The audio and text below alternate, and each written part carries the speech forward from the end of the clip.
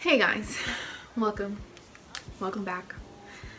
Today's video is going to be hopefully helpful for some of you. Getting good credit at a young age. Okay, so the first step is to start early. As soon as you're able, as soon as you turn 18, go for a credit card. The first credit card I got was like a college cashback credit card. And I started out with a pretty decent credit limit. I think it was like over $1,000, and I got that as soon as I turned 18. My mom made me get a credit card. So the first step is to start early. And what you want to do with that card is to be responsible with it. The only things you want to put on it really are going to be things that you're already going to be paying for.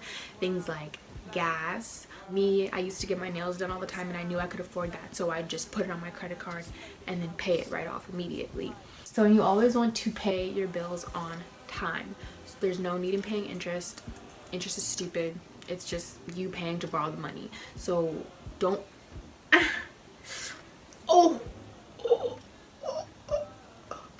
don't buy anything you don't have the money for right then and there.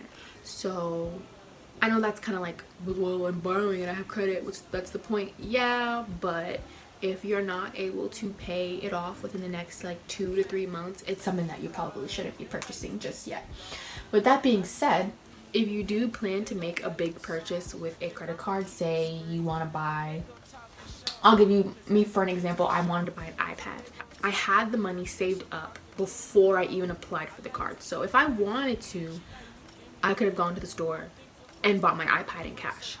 But I wanted to build my credit better, so I applied for the credit card, bought the iPad on the credit card, and I put down very large payments on the credit card because I already had that money saved up to buy the iPad in the first place. So that's my advice to you. If you plan to make a big purchase on credit, save up a decent amount in cash first. And make sure, if you can, don't just pay the minimum balance on the card when your statement is due. So that minimum payment isn't going to help you pay off the card in time. So put more than the minimum payment on the credit card. I only advise getting a department store credit card.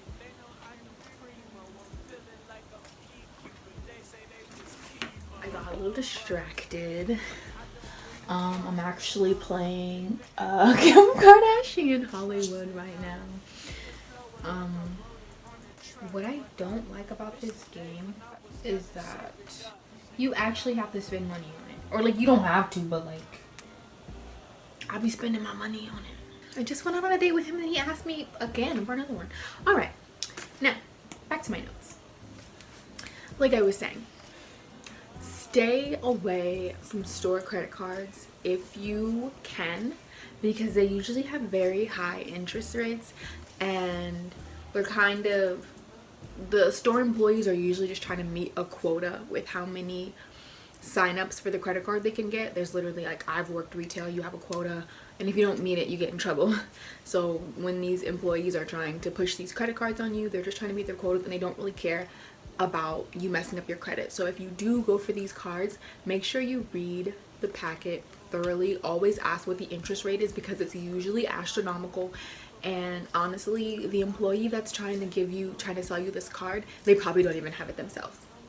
But with that being said, store cards are usually easier to get. So if you do not get approved for a regular credit card through your bank, getting a store card would be the next best thing, besides a secure card, to being able to build your credit. The main way to build your credit is to keep your credit card utilization below 30%. I'm gonna say that again. Keep credit utilization below 30%. So what that means is, if you have a card with a $100 limit, you don't want to put more than $30 on that one card. Each of your cards, you want to try your best to keep your balance below 30% of your total credit limit.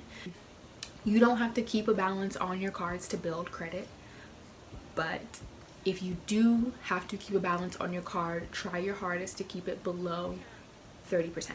2 apps that I have used myself to monitor my credit and my spending.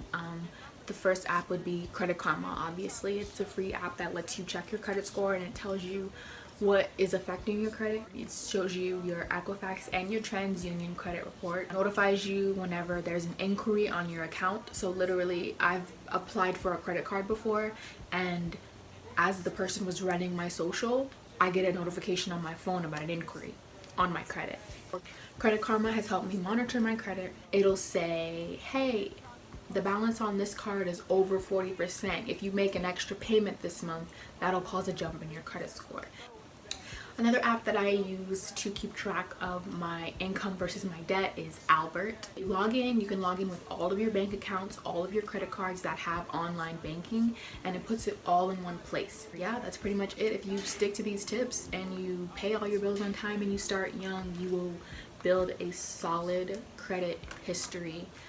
Because besides doing all of these things, the only thing that would affect your credit negatively, a young credit profile. I don't know what I'm trying to say, but when you haven't had credit for a long time, when you just started building your credit, that's the only thing that really looks bad if you're doing all of these other things. So I hope these tips helped you guys out today. Yeah, subscribe to my channel for more content. Thank you for watching. Bye. Yeah. Hey, see, I be on the move. Can I get close to you? Cause I got 30 different things that niggas tryna do.